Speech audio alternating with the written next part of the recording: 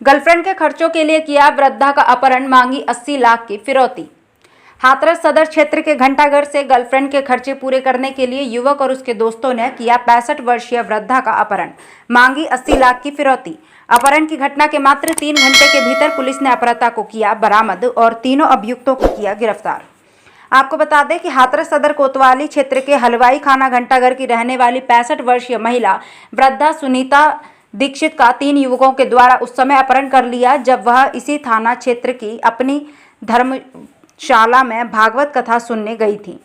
जब देर शाम तक सुनीता देवी कथा समाप्त करने के बाद भी घर नहीं पहुंची तो परिजनों को चिंता हुई और उनकी खोजबीन करना शुरू कर दिया। जब परिजन उनकी तलाश कर रहे थे तभी एक अज्ञात नंबर से वृद्धा के बेटे शैलेश के नंबर पर फोन आया कि उनके द्वारा उनकी मां का अपहरण कर लिया गया है।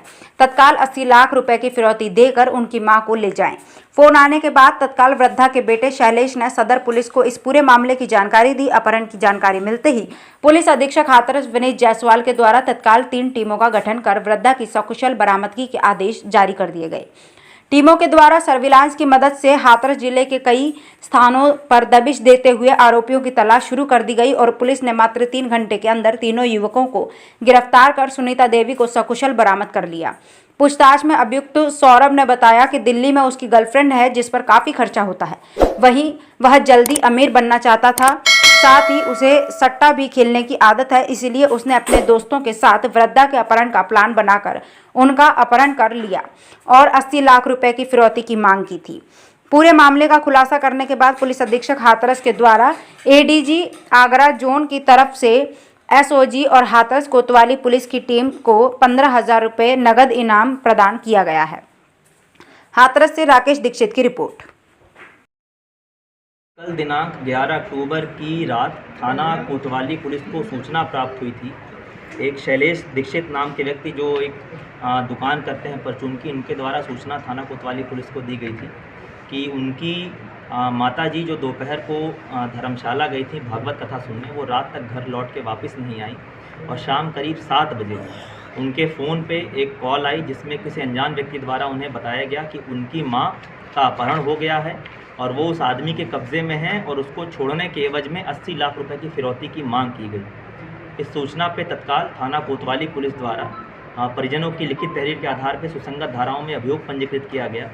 मेरे द्वारा घटना की गंभीरता को देखते हुए तत्काल 3 टीमों का इसमें गठन किया गया। सर्विलांस टीम और एसओजी टीम को भी इसमें लगाया गया तत्काल सक्रिय करते हुए।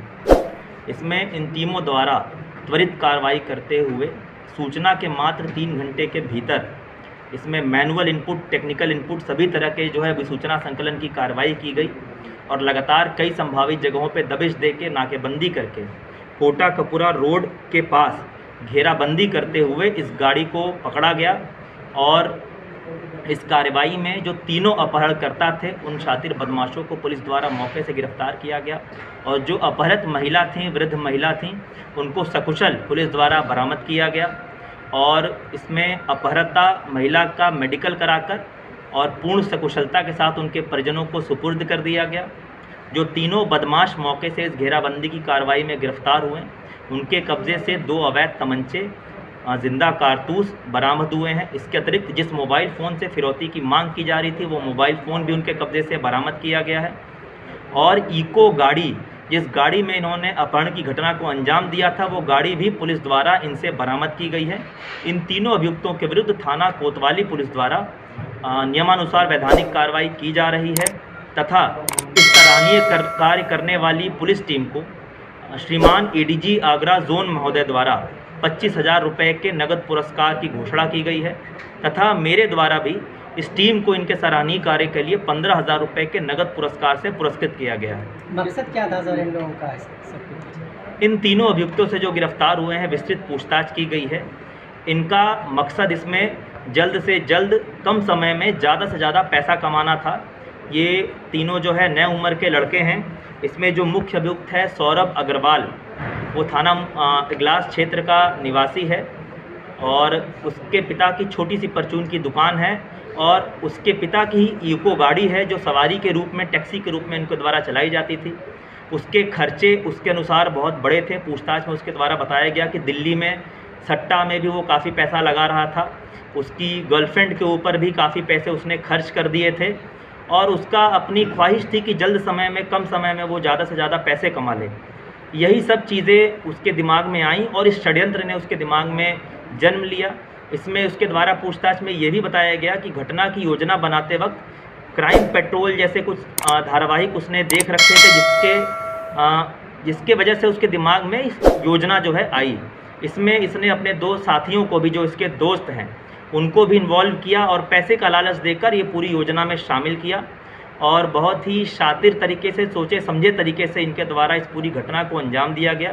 पूछताछ में इन अभियुक्तों ने यह भी बताया कि घटना के लगभग 15-20 दिन पूर्व इनके द्वारा एक नए फ़ोन और सिम का इंतज़ाम किया गया, जो इनके नाम और आईडी पे नहीं था, ताकि उसको कोई ट्रेस ना कर सके।